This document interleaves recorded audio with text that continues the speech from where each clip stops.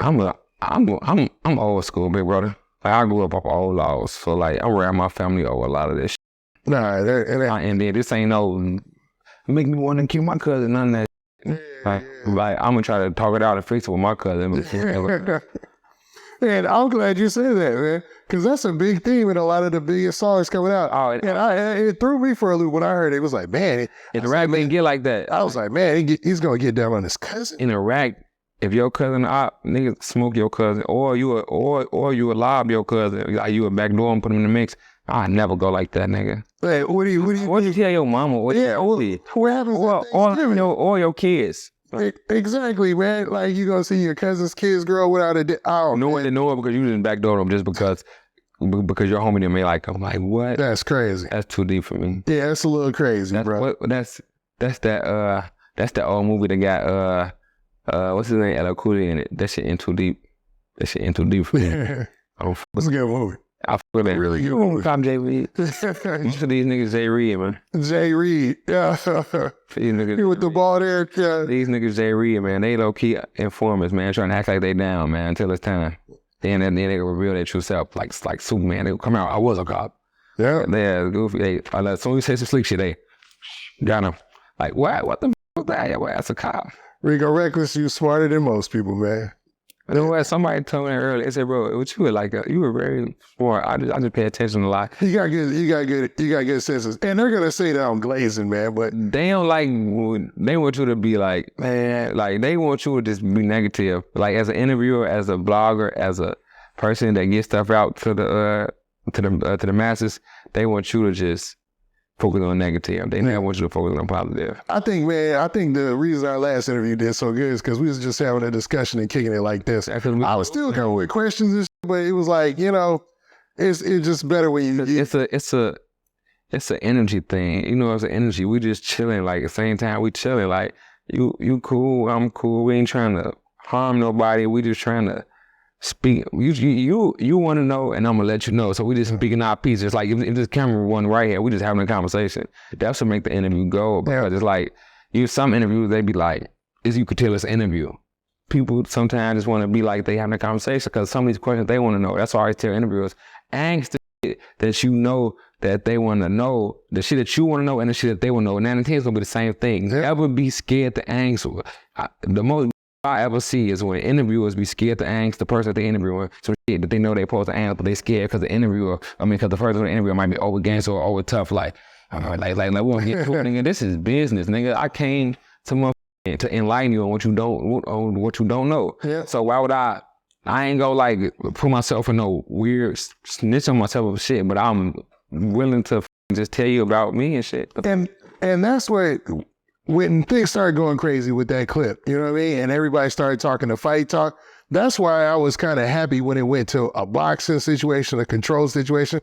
Because the last thing I want to see is somebody with the death. Yeah, I don't want that. You know what I'm saying? Anybody know me, know. But we pushing peace, nigga. Like I'm really pushing peace for real because like I'm saying, did I agree to the box and then I show up bring the box? Other niggas got doing a weird ass like that was some.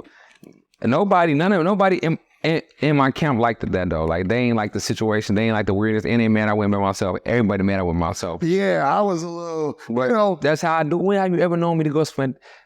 Well, this is your second time seeing you. Yeah. I don't move like that, bro. Like I'm not saying that's scary, but to me that's scary. Like you got to move 100 deep. So what you scared of? And I'm only scared of God.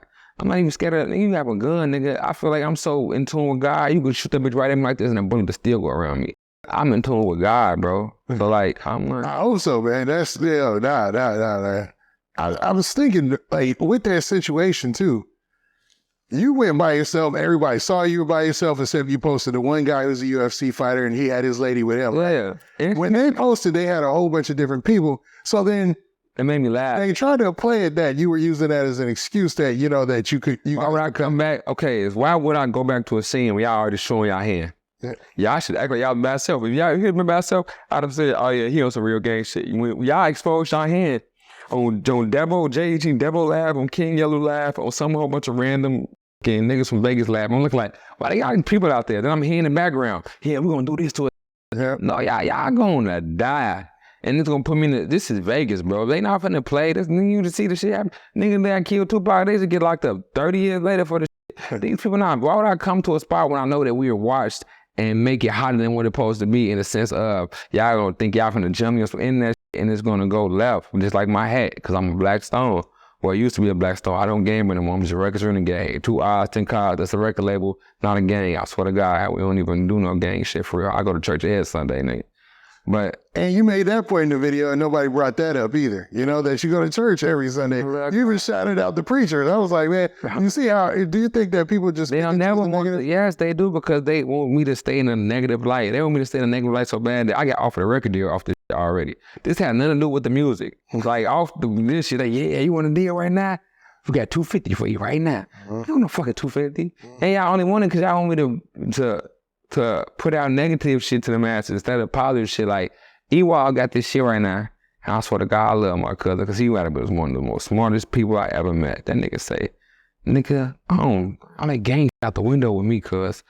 That shit, nigga, I ain't doing that gang no more. I'm finna rap on Afro beats. I'm finna be a real artist. And I got a new slogan. Nigga, don't be scared to be yourself. That's what Ewald said his slogan is. Like, I was trying to call his ass and doing the interview, y'all can hear it. Like, he gonna tell y'all, like, bro, like, that's his new message. Like, don't be scared to be yourself.